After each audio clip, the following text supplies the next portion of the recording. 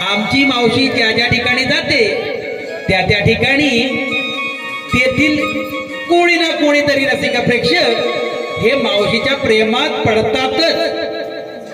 आहेच तशी आमची मावशी देखील नटखट. बरं, आमच्या या लाडक्या रसिक प्रेक्षकांनी नाव घ्यायला सांगितलंय मावशीला.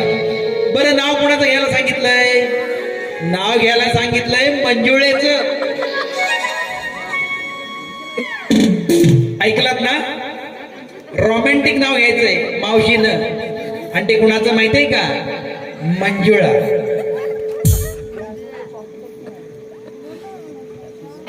हिरव्या हिरव्या पानाचे हिरवे हिरवे देठ, हिरव्या हिरव्या पानाचे हिरवे हिरवे देठ. अगं मंजुळे, मला येऊन वाटून पिठावर दे.